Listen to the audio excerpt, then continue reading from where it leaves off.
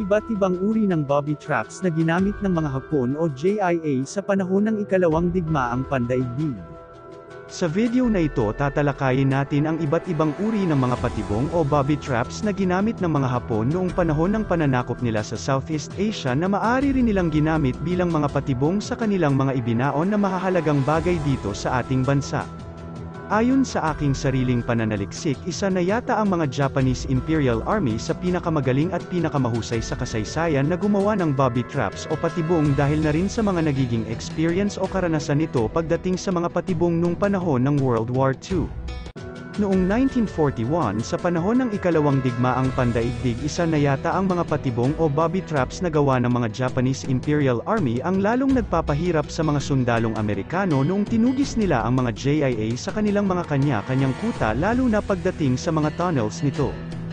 Ayon sa aking pananaliksik nung pilitin ng mga sundalong Amerikano na pasukin ang mga tunnels na pinagkukutahan ng mga JIA noon. Sa sapilitang pagtulak pa lang nila sa harang ng tunnel ng mga JIA ay sinalubong na agad sila ng isang uri ng booby traps, lumikha ito ng malakas at malawakang pagsabog at pagkatapos ng pagsabog ay marami ang nasugatan ng malubha at nasawi sa hanay ng mga sundalong Amerikano. Nang nasa loob na ng tunnel ang mga sundalong Amerikano may nakita sila ditong digulong na upuan na nakaharang sa daanan, at nang ginalaw nila ito ng bahagya ay konektado pala ito sa isa na namang booby trap rifle at dahil dito ay karagdagang pagkasawi na naman sa kanilang mga kasamahan. Iilan pa lang yan sa mga booby traps na inihanda ng mga sundalong Hapones noon. Noong World War II ang mga sundalong Amerikano ay kailangan sumugal ng do or die sa tuwing papasukin nila ang bawat kuta ng mga JIA. Iisipin mo pagpasok mo pa lang sa bahay na pinagkukutahan ng mga Hapon may makita kang misa na puno ng prutas at medyo maayos na sala. Ngayon ang tanong, nasaan dito ang booby trap na ginawa ng mga sundalong Hapon? Walang iba kundi nasa mansanas, kadalasan nilalagay ng mga JIA ang pampasabog sa mga basket na puno ng pagkain. Sadyang napakatalino ng mga JIA noon sa paggawa ng iba't ibang uri ng booby traps. Sa katunayan ang mga JIA ay naglalagay din ng booby traps sa isang kahon na puno ng mga matutulis na bagay at para ma-attract ang mga sundalong Amerikano na buksan ito maglalagay sila sa loob nito ng isang buhay na pusa sa kanila ito takpan. At nung buksan na ng mga sundalong Amerikano ang nasabing kahon ay bigla na lang itong sasabog. Sa kadalasan hindi palaging inosinting hayop ang idadamay ng JIA sa paglagay ng mga patibong, kadalasan gumamit rin sila ng mahahalagang bagay tulad ng alahas o gold bar at sa ilalim ng mga mamahaling bagay na ito ay doon nakaset up ang isang uri ng pampasabog na booby trap na pag dinampot mo ay sabog pati laman loob mo. Ang isa sa pinakamatinding patibong na ginawa ng mga Japanese soldiers noon na talagang magdudulot ng malakihang pagsabog at maramihang pagkasawi ng mga sundalong Amerikano, naglalagay sila ng mga matitinding pampasabog sa mga pintuan ng tunnels, daanan, at maski sa loob ng mga foxholes. Ang ginawa nila ay maglalagay sila ng wooden stick sa lupa At hinati nila ito sa dalawang bahagi, ang kada bahagi nito ay binubuo ng wires at nuts na nakakonekta sa bateryang may pampasabog, na pag nalakaran ng mga sundalong Amerikano ang stick na nasa ibabaw ng mismong patibong ay magti-trigger ito at magpapakawala ng malakas na pagsabog.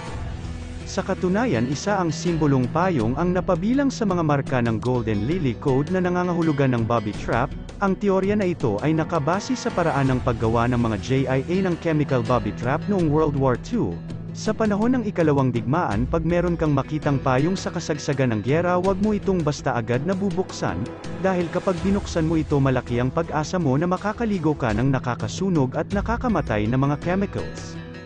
Ang tanong paano ito mangyari, ang mga Hapon ay pinagkakasya ang iba't ibang uri ng nakakasunog at nakakamatay na mga chemicals sa loob ng isang payong.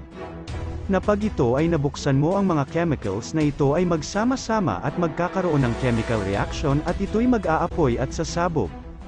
Kahit sa kagubatan ay hindi pa rin ligtas ang mga sundalong Amerikano sa mga patibong na ginawa ng mga JIA noon. Dahil ang mga JIA ay naglalagay ng nakakakilabot na mga patibong sa kagubatan. Ang mga JIA ay naglalagay ng mga kawayan sa ilalim ng lupa kasama ng mga pako, cartridge at saka nilagyan ng dahon ang ibabaw na bahagi nito. Na pag maapakan mo ang peking dahon sa itaas ay babagsak siya sa cartridge at saka lalabas ang mga pako, kasabay sa paglabas ng pako sa sabog naman ang bala sa paanan ng biktima, putol ang paa ng sinumang biktima ang makakaapak sa ganitong patibong na ginawa ng mga sundalong Hapones noon. Isa pa sa mga karaniwang patibong na ginawa ng mga JIA noon ay paglagay ng manipis na wire na nakaharang sa mga daanan na konektado naman sa isang granada, na kapag nasagi ng mga sundalong Amerikano ang manipis na wire ay sasabog ito at siguradong lilipat ang kaarawan mo sa November 1. Kahit sa mga panahon na ang mga JIA ay paubos na ang kanilang mga dalang bala at pampasabog, patuloy pa rin sila sa paggawa ng mga patibong, ngunit sa pagkakataon na ito ay hindi na sila gumagamit ng explosive traps. Ang ginawa ng mga JIA ay naghukay sila ng butas sa ilalim ng lupa At doon nila ilalagay ang mga napakatulis na kawayan na may halong lason bilang patibong. Ang ginawa nila ay maglagay sila ng mga tuyong dahon sa ibabaw na bahagi ng patibong at nung maapakan ito ng mga sundalong Amerikano ay bubutasin ang kanilang mga talampakan nito at dahan-dahan silang mamatay dahil sa matapang na lason na nakahalo sa mga matulis na bamboo stick na ito. Minsan gagawa din sila ng mga malawak na butas na kasya ang isang tao at pag naapakan ng mga sundalong Amerikano ang artificial na takip ng butas na ginawa nila, mahuhulog sila dito at siguradong butas-butas ang mga katawan ng mga sundalong Amerikano na mabibiktima sa ganitong uri ng patibong. Iilan lamang ito sa mga patibong o booby traps na ginawa ng mga sundalong Hapones noong panahon ng World War II na maaari rin nilang ginamit bilang mga patibong sa kanilang mga ibinaon na mahahalagang bagay dito sa ating bansa, lalo na sa mga treasure site na naglalaman ng mga medium to bunker deposit,